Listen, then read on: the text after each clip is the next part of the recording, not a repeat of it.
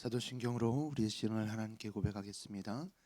나는 전능하신 아버지 하나님 전지의 창조주를 믿습니다. 나는 그의 유일하신 아들 우리 주 예수 그리스도를 믿습니다. 그는 성령으로 잉태되어 동정녀 마리아에게서 나시고 본디오 빌라도에게 고난을 받아 십자가에 못 박혀 죽으시고 장사된 지 사흘 만에 죽은 자 가운데서 다시 살아나셨으며 하늘에 오르시어 전능하신 아버지 하나님 우편에 앉아 계시다가 거기로부터 살아있는 자와 죽은 자를 심판하러 오십니다. 나는 성령을 믿으며 거룩한 공교회와 성도의 교제와 죄를 용서받는 것과 몸의 부활과 영생을 믿습니다. 아멘. 우리 함께 찬송가 368장 우리 함께 찬양하겠습니다.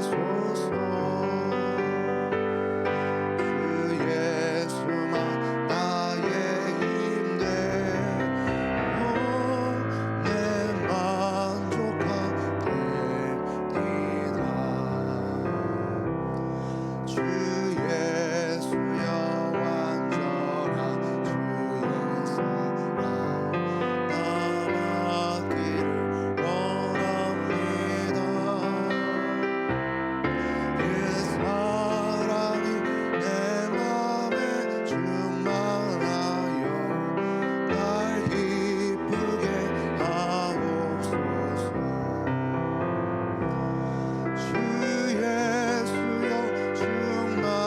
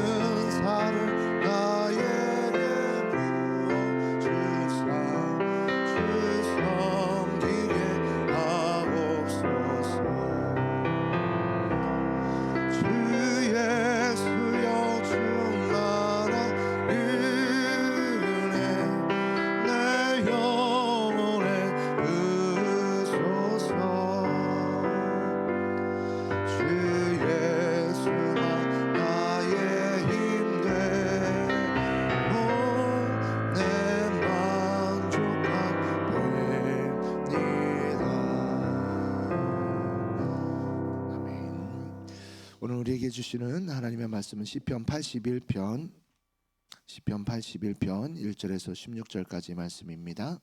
시편 81편 1절에서 16절까지의 말씀 한 절씩 교독 후 마지막 절은 합독하겠습니다. 우리의 능력이 되시는 하나님을 향하여 기쁘게 노래하며 야곱의 하나님을 향하여 즐거이 소리칠지어다.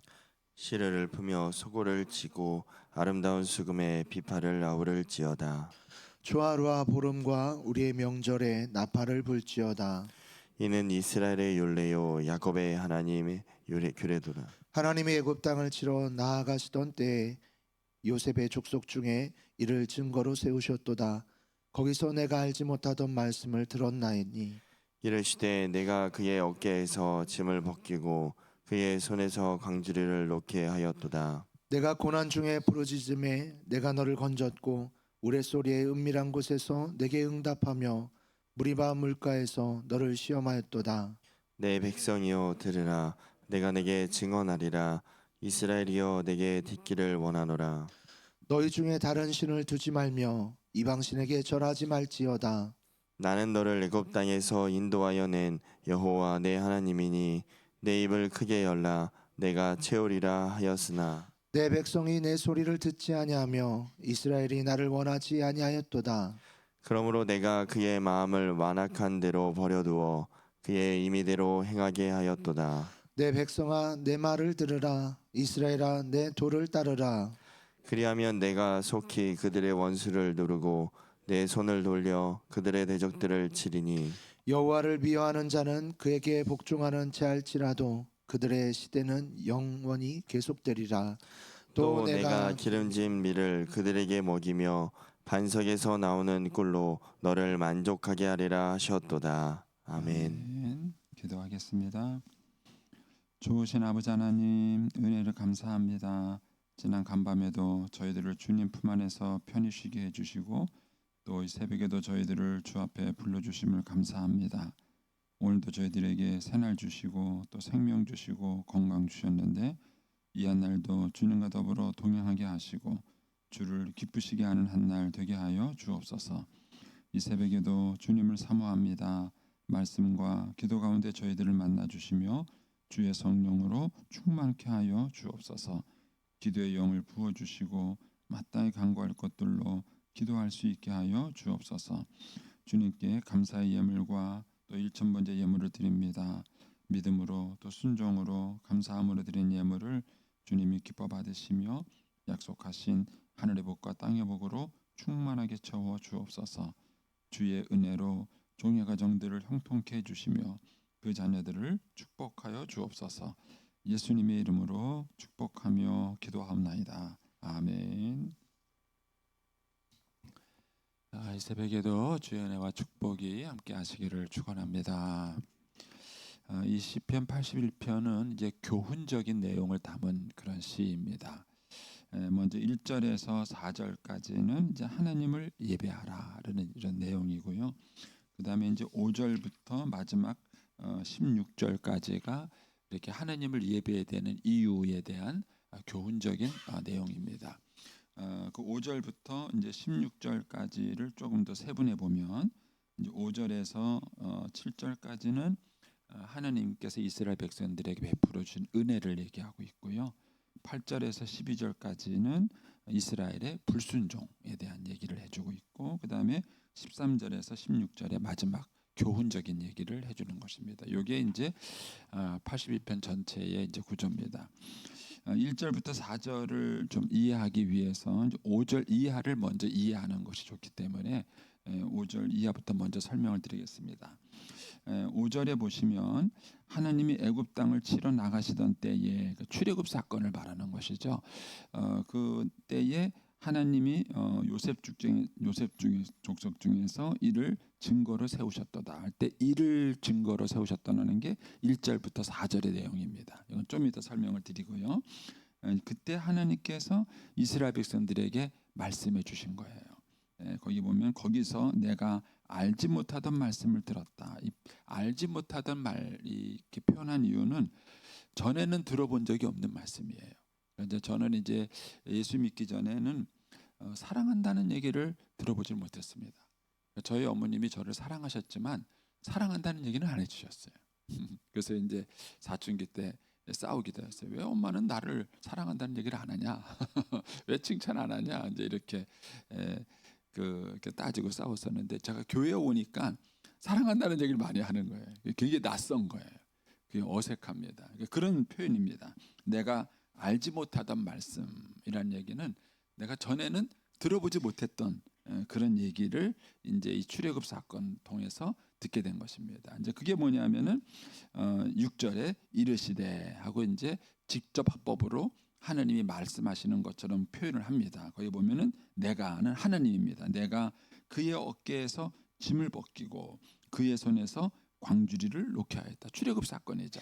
400년 동안 애굽에서 노예살이를 했었는데 하나님께서 그 짐에서 그들을 벗어나서 이제 탈출시킨 사건을 말하는 것입니다. 그리고 7절에 가면 내가 이스라엘 백성을 말하는 거죠. 내가 고난 중에 부르짖으니까 내가 하느님이 너를 건졌고 또 우레소리의 은밀한 곳에서 내게 응답하며 아마 이것은 이제 10가지 재앙이나 그 홍해바다 사건을 염두에 두고 이제 표현한 거라고 생각이 됩니다. 그래서 우레소리의 은밀한 곳에서 내게 응답하였고 그다음에 무리바 물가에서 너를 시험하였다. 이 무리바 물가 사건은 이 사건 때문에 모세가 가나안 땅에 들어가지 못하게 되는 그 사건입니다. 근데 어쨌든 하나님은 이렇게 이스라엘 백성들에게 은혜를 베푸시고 또 그들을 연단하시면서 이렇게 은총을 베풀었던 그런 하나님이다라는 얘기를 이제 6절, 7절에서 얘기합니다. 그러니까는 이런 것들을 통해서 하나님이 어떤 분인지를 이스라엘 백성들에게 먼저 계시해 주신 거예요. 그리고 난 다음에 이제 8절에 이렇게 말씀하십니다. 내 백성이여 들으라 하면서 얘기를 하세요. 뭘 원하셨느냐 하면은 9절에 너희 중에 다른 신을 두지 말며 이방 신에게 절하지 말라. 하나님만 섬겨라 이런 거였죠. 그리고 10절에 가면은 그 하나님이 어떤 하나님입니까? 나는 너를 애굽 땅에서 인도해낸 내 하나님이다. 애굽 땅에서 인도해내신 그 하나님인 거예요. 그래서 그 하나님이 이스라엘 백성들에게 뭘 요구하냐면 내 입을 크게 열라. 그러니까 나에게 은혜를 구하라는 거죠. 그러면 하나님께서 채워주시겠다. 그러니까 하나님께서 먼저 이스라엘 백성들에게 은혜를 베푸셨어요. 그리고 난 다음에 뭘 요구하셨냐면은 하나님만 섬겨라. 그리고 하나님께 은혜를 구하라. 요거예요. 요 두 가지입니다. 그런데 11절에 가면 뭐죠? 내 백성이 내 소리를 듣지 않았어요. 이스라엘이 나를 원하지 않았어요. 그래서 하나님을 의지하지 않고 하나님께 기도하지 않았다는 것입니다. 그래서 12절에 가면 뭐라 그럽니까? 그들의 마음에 완악한 대로 그래 네 마음대로 해.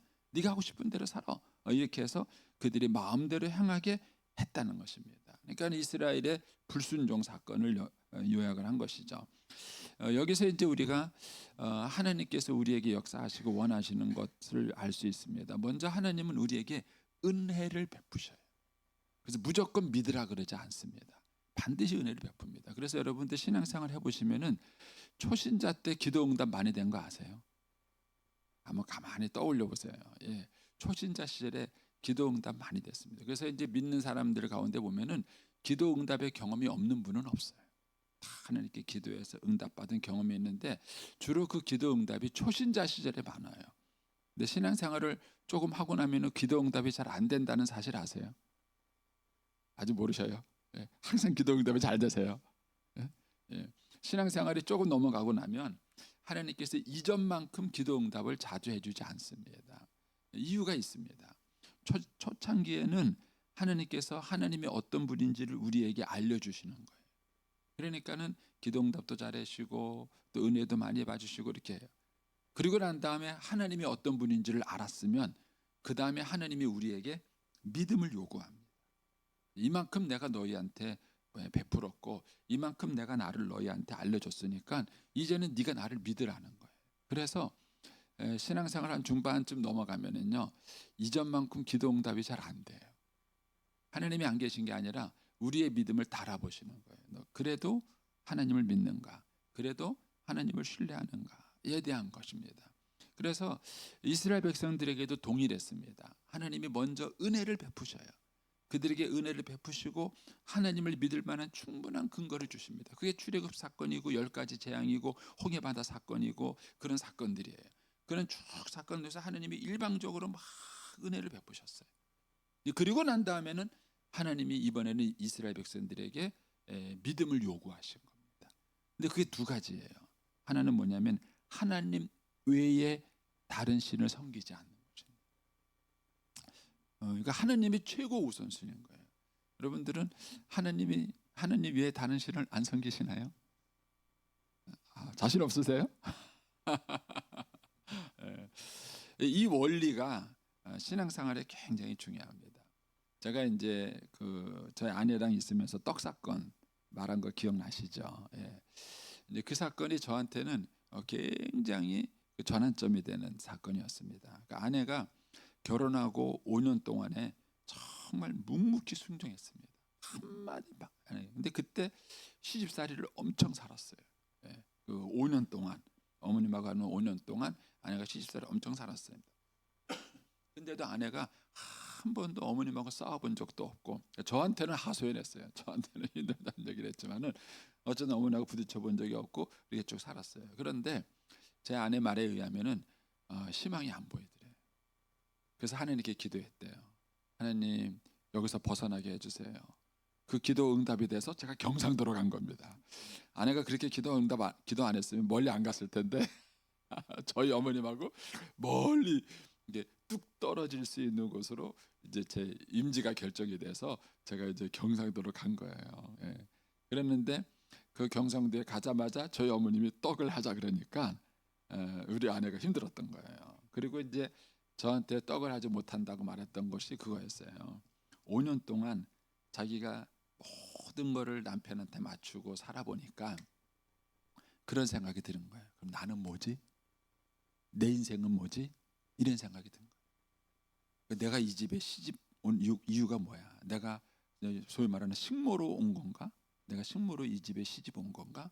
그러면 나는 뭐야? 이게 우리 아내 마음속에 들었던 거예요. 그래서 그 떡 사건을 통해서 아내가 저한테 물어보고 싶었던 건 그거예요. 당신은 엄마가 중요해? 내가 중요해? 이 질문을 물어본 거예요.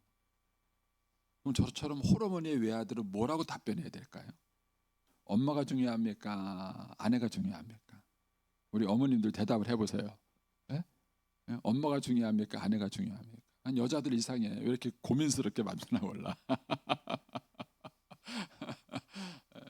근데 아내가 이제 그 질문을 한 거예요. 당신한테 나는 어떤 존재냐? 나는 어떤 존재냐? 이걸 물어본 거예요. 그걸 물어본 거죠. 그러니까 양보가 안 된 거예요. 양보가. 끝까지 떡을 못 하겠다는 거예요. 양보가 안 된 거예요. 근데 제가 첫 번째 시험에 합격한 거예요. 어쨌든 재수 안 하고 합격했습니다. 제가 이제 어렵지만 그때 이제 아내를 선택해 준 것이 아내는 믿음직했던 거예요. 이 남자 정말 나를 사랑하는구나. 이 남자 내가 믿을 수 있구나. 이 확신이 생긴 거예요. 그러고 나니까 제 아내가 저를 위해서 희생해 주고 헌신해 준 것입니다. 우리가 하나님이 우리에게 원하시는 것도 그거예요. 하나님은 하나님 외에 다른 것들을 1순위에 두는 것을 원하지 않습니다. 왜냐하면 하나님은 저와 여러분을 사랑하기 위해서 아들을 희생했어요. 목숨 걸고 우리를 사랑했습니다. 여러분 사랑의 특징은 상대방이 목숨 걸고 사랑했기 때문에 목숨 거는 걸 원하는 거예요. 아내도 마찬가지예요. 아내도 만약에 딴 마음을 품고 딴 남자 품었으면은 저한테 그런 요구하지 않았죠. 그런데 자기는 자기의 인생 전부를 걸고 저한테 시집 온 거예요. 그리고 자기의 인생에 전부를 걸고 저를 사랑한 거예요. 그런데 이 남자는 그런 것 같지 않은 거예요. 그러니까 요구한 거예요. 여러분 하나님이 저와 여러분에게 더 이상 줄 수 없는 것을 주면서 우리를 사랑하셨기 때문에 우리가 다른 걸 사랑하는 걸 하나님이 용납하지 않으시는 거예요. 그래서 하나님이 우리들에게 가장 싫어하는 게 우상숭배. 그런데 우상숭배라는 게 꼭 선앙당에 가서 비나이다 이것이 우상숭배가 아니에요. 우리의 삶의 모든 순간에 하나님이 첫 자리에 있는가. 이 새벽기도가 중요한 이유가 바로 그거예요. 여러분이 아침에 일어나면 하루의 첫 시간이 누구한테 먼저 드리는가? 예, 아침에 하루의 첫 시간을 누구에게 드리는가? 이거는 끊임없는 경건의 훈련. 그래서 마귀는 자꾸 우리를 유혹해요. 하나님이 2순위가 되도록. 하나님보다 더 중요한 게 자식이 되는 경우도 있죠. 하나님은 그 자식을 절대 축복하지 않습니다. 용납하지 않습니다. 하나님보다 더 사랑하는 것 원하지 않습니다. 그래서 하나님은 목숨 걸고 우리를 사랑하셨기 때문에 우리도 목숨 걸고 하나님을 사랑하기를 원하시는 거예요. 그러면 하나님께서 모든 걸 책임져 주시는 거예요. 그래서 하나님이 그걸 원하신 거예요.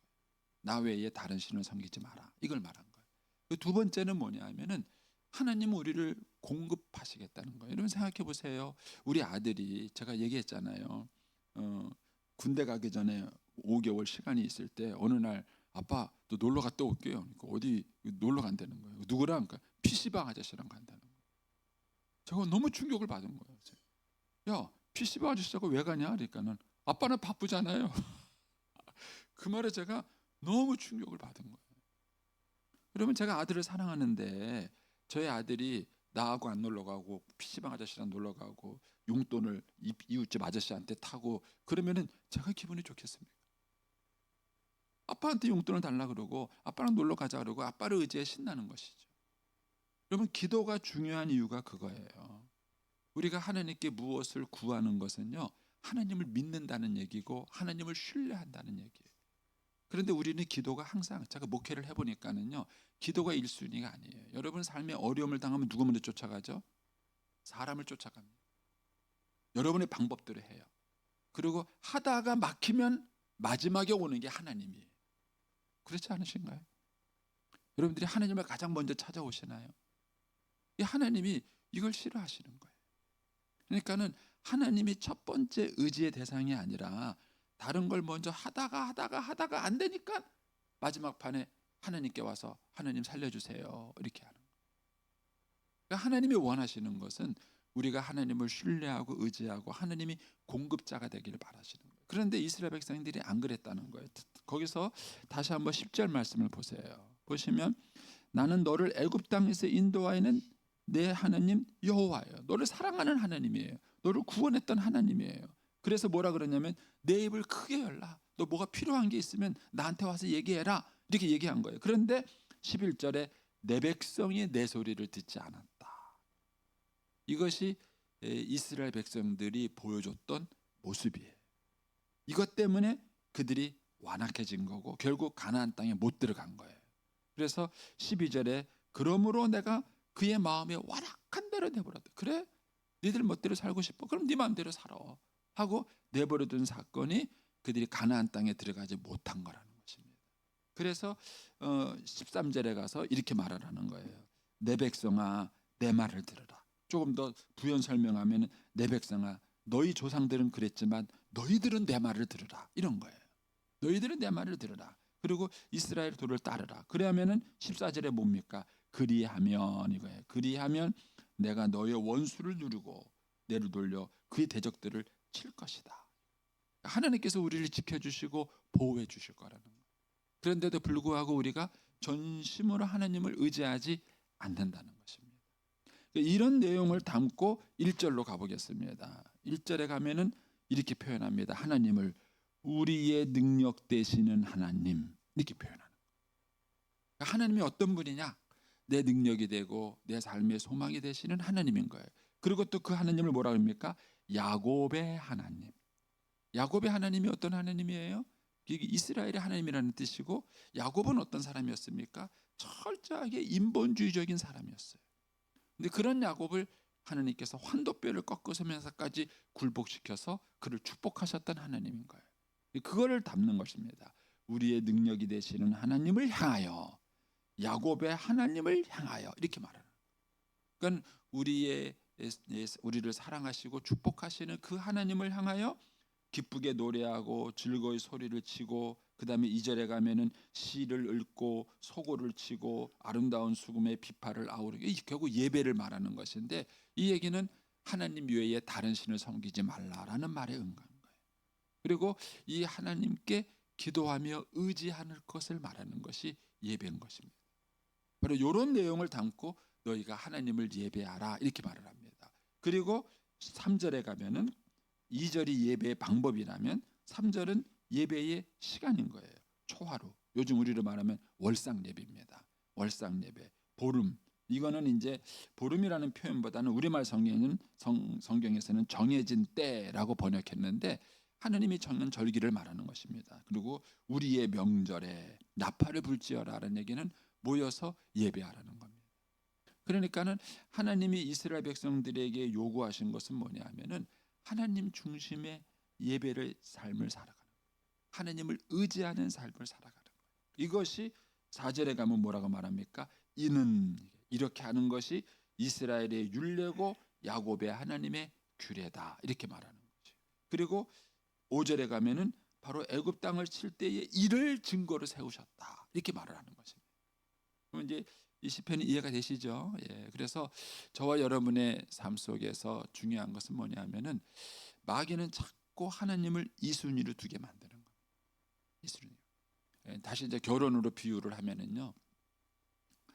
아내는 남편이 자기를 최고로 여겨주는 이상 실제로는 매 순간 원하는 건 아닙니다. 매 순간 원하는 건 아닙니다. 그래서 기다려주고 남편을 위해서 희생해주고 헌신을 해줍니다.